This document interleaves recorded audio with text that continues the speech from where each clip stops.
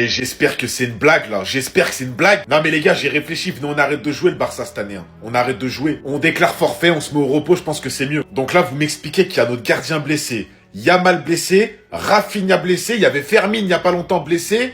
Maintenant, c'est Pedri qui a le droit à ses blessures. C'était le dernier joueur que je voulais voir blessé, le dernier de l'équipe. Bon, après, ça va, c'est pas si grave que ça. Il souffre juste d'une blessure musculaire. En attendant les examens, il paraît peu probable qu'il rejoue avant la prochaine trêve internationale. Mais il est là le problème, les gars. Regardez, le milieu a disputé 49 matchs consécutifs avec le Barça et l'Espagne. Donc en gros, il s'est pas reposé une fois le frérot. Une fois, il s'est pas reposé. Et en plus, le pire, c'est que 90% du temps, il démarre 90 minutes. Faut faire attention, non mais franchement, faut faire attention. Les blessures aujourd'hui, t'en as tout le temps, fallait que ça arrive au bout d'un moment. Eh mais en fait, là, si ça continue, le Barça, cette année, à aucun moment de la saison, on va avoir notre équipe au complet. Il y aura toujours des blessés, et en plus de ça, des cadres, des titulaires de l'équipe. Là, le prochain match, il y aura sûrement, pas Pedri, déjà Pedri c'est sûr, Rafinha c'est sûr, et il y aura pas Yamal. Yamal, il sera pas là, parce qu'à ce qui paraît, il s'est pas rétabli à 100% de sa blessure. Et notre gardien aussi, il sera pas là. Non, on va jouer avec Koundé en neuf, et on va jouer avec De Jong en DC. C'est une dinguerie cette année, le Barça, que des blessures. Attendez. Monsieur le préparateur physique, Julio Tous, vous êtes appelé à la barre. Parce que je suis désolé, mais au bout d'un moment, trop c'est trop. L'année dernière, les travaux étaient colossaux, vraiment, il y avait rien à dire, notamment concernant Pedri. Parce que je rappelle qu'avant Julio Tous, Pedri, il enchaînait les blessures d'une manière incroyable. Non mais vraiment, faut le dire, c'était une dinguerie. Et grâce à Julio Tous, on a retrouvé un Pedri qui enchaîne les matchs, et surtout un Pedri qui ne s'est pas blessé une seule fois la saison dernière. Mais par contre, sur ce début de saison, et notamment sur le plan physique, j'ai vraiment envie de savoir c'est quoi le problème. Car le Barça n'a même pas joué la Coupe du Monde des clubs, les joueurs se sont reposés pendant plus d'un mois, il y a eu une préparation physique avec une tournée en Asie, et pourtant les joueurs quand on les regarde physiquement ils sont cramés. Mais vraiment j'insiste, ils sont cramés et ça se voit de ouf. Certains me diront peut-être que c'est dû à la ligne haute et au système densifique qui est archi énergivore, et pour le coup je pourrais l'entendre, mais quand je regarde le nombre de blessures depuis le début de saison, je me dis que c'est quand même abusé. Donc Julio Tous, s'il te plaît, fais des miracles, essaye de trouver des solutions ou un truc du genre, je sais pas, mais règle-nous ce problème. Parce que si le Barça continue vers cette direction avec des joueurs qui se blessent, des joueurs qui reviennent, des joueurs qui se blessent, moi je vous le dis, mais la saison elle va être très mystique. Bref, en tout cas, n'hésitez pas à me donner vos avis dans les commentaires, histoire de savoir ce que vous en pensez, et moi je dirai tout ça.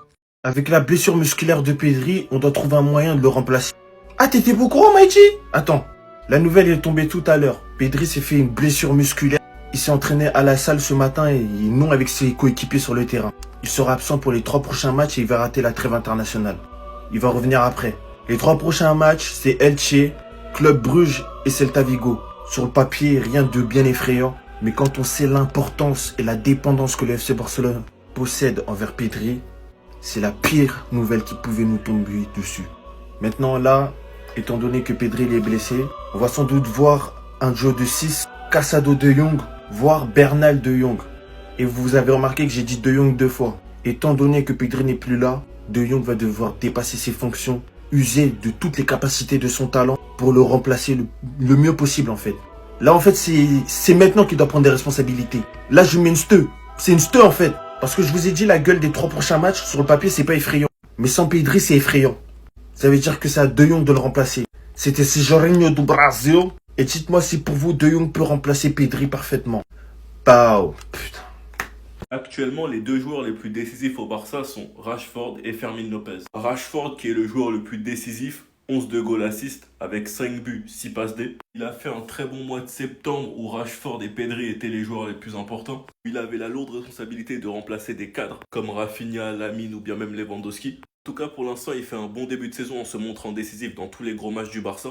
Newcastle, PSG, Real. Personnellement, face à Madrid, j'attendais un peu plus d'exploits individuels, car quand tu regardes de l'autre côté un joueur qui était pris à plusieurs, j'attendais un peu plus d'initiative, de prise de risque, comme face à Newcastle. Mais bref, ce dont j'ai hâte, c'est de voir Marcus ce qu'il donnera lorsque tout le monde sera là. Que tout le monde sera à 100% quand on récupérera Lewandowski, Rafinha, Fermin Lopez qu'on a récupéré et qui est d'ailleurs actuellement le meilleur buteur au Barça, avec 6 buts si je me trompe pas, qui devient très intéressant car Flick le joue à gauche, en 10 et en faux 9. Enfin bref, j'ai hâte que tout le monde revienne afin qu'ils soient tous en concurrence, car nous sommes en novembre et nous savons toujours pas quelle est l'attaque type. Et lorsqu'on aura tout le monde, on va pas se mentir qu'on a de quoi faire. Avec Yamal et Bardi à droite, Ferran et Lewandowski en pointe, Rafinha et Rashford à gauche, Olmo et Fermin en milieu offensif, sans même compter les petits de la Masia comme Dro, Tony Fernandez, Dani Rodriguez et tout ça. Enfin bref, sinon vous les gars, vous en pensez quoi? Ramenez-vous sur Snap, on s'ennuie. On souhaite un très bon rétablissement à Pedri qui devrait être out pendant 3 semaines. Donc il pourrait faire son retour face à Bilbao. Mais bref, rien de sûr, on verra. On attend le communiqué officiel du club. Mais maintenant les gars, ce qui va être intéressant, c'est qu'on va pouvoir voir Frenkie avec le rôle de Pedri. Dans ce milieu de terrain, il y a beaucoup de choses que Frenkie fait, mais qui sont masquées par les grosses performances de Pedri. Car il est difficile d'autant briller que l'un des meilleurs milieux de terrain du monde. Et maintenant que Pedri est absent et que De Jong va donc jouer un peu plus haut, ça va être très intéressant à suivre, sachant que De Jong sera associé d'un milieu qui défend vraiment. On connaît tous Casado, c'est un aspirateur. Mais ce qui me préoccupe un peu, c'est que maintenant, on n'a plus vraiment de banc en fait. Casado va être titulaire avec De Jong, qui était d'ailleurs l'un des seuls remplaçants au milieu de terrain. Car Bernal, les gars, on le sait tous qu'il n'est pas vraiment prêt. Donc que Flick ne presse pas les choses. Gavi, lui, est blessé. Avec cette blessure de Pedri et la titularisation de Casado, nous avons plus de remplaçants au milieu de terrain. Après, il peut y avoir Eric Garcia qui peut dépanner. Il peut même y avoir Christensen, mais lui, je sais pas, il sera de retour quand de blessure. En tout cas, Flick doit gérer un problème de plus, sachant que le Barça n'est pas en grande forme. Mais je pense qu'on pourra compter sur Frenkie. En tout cas, on espère plus de blessés parce que là, la liste, elle commence à être longue. Et le nombre de joueurs qui sont blessés cette saison, les gars, c'est abusé. Enfin bref, sinon vous les gars, vous en pensez quoi? Ramenez-vous sur cette importance, on est. Au moins des bonnes nouvelles. Lewandowski et Dani Olmo de retour à l'entraînement.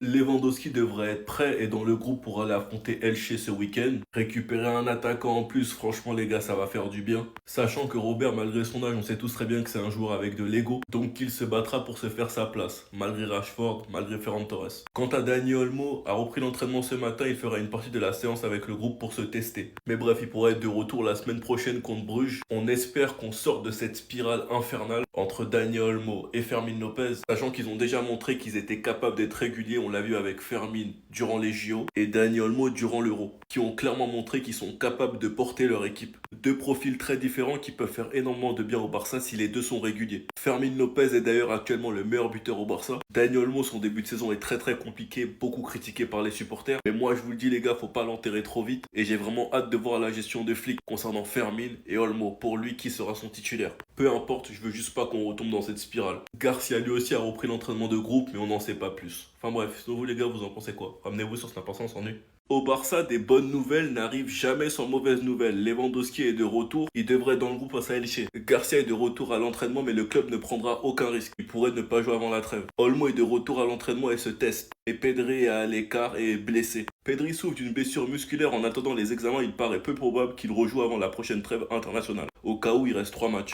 Elche, Bruges, Celta Vigo, après il y a une trêve. Oui, encore une trêve. Le milieu a disputé 49 matchs consécutifs avec le Barça et l'Espagne. Et ça les gars, c'est pas De La Fuente, mais c'est Flick. Parce que c'est trop facile de blâmer De La Fuente alors que Flick prend lui-même pas soin de Pedri. Et ça les gars, ça a déjà été reproché plusieurs fois. Plein de matchs où Flick peut sortir Pedri et ne le fait pas. Ou bien le fait trop tard. Bah voilà, maintenant on le paye cash, blessure musculaire. Et ça faisait très longtemps que Pedri ne s'était pas blessé. Et quand on connaît les antécédents les gars, ça fait très peur. J'espère vraiment qu'on va pas retourner dans une boucle où il enchaîne, parce que franchement ce serait terrible, surtout quand tu vois l'importance qu'il a au Barça actuellement. Déjà qu'en plus de ça, au Barça actuellement, on n'a pas vraiment de banc au milieu de terrain. Gavi blessé, Bernal qui revient des croisés, donc tu peux pas trop le jouer. T'as Casado au banc, mais qui va devenir titulaire. De Jong jouera sûrement à la place de Pedri. Donc ton seul remplaçant qui est Casado va devenir titulaire. Franchement, cette saison, il faudra s'accrocher. Sinon vous les gars, vous en pensez quoi? Ramenez-vous sur ta patience, on est.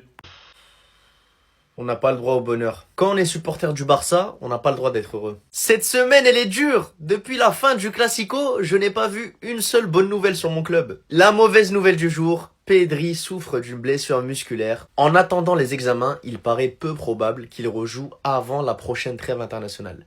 Le milieu a disputé 49 matchs consécutifs avec le Barça et l'Espagne. Ce qui devait arriver, arriva. Pedri a une blessure musculaire après avoir enchaîné trop de matchs. C'est même pas étonnant, on lui en a trop demandé, aussi bien avec l'Espagne qu'avec le Barça. Moi je me rappelle du match contre le PSG, il était sorti vers la 70e, 75e, le mec au bout de 70 minutes, il avait couru 11 km.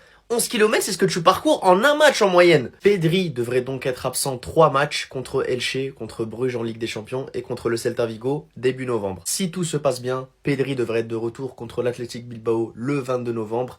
Et j'espère qu'il sera en forme pour le match de Ligue des Champions contre Chelsea le 25 novembre. Cette saison, elle est dure, hein. Tous nos cadres finissent par se blesser. Quand c'est pas Yamal, c'est Rafinha. Quand c'est pas Rafinha, c'est Yamal. Quand c'est pas Yamal, c'est Pedri. Ce sera qui le prochain? De Jong?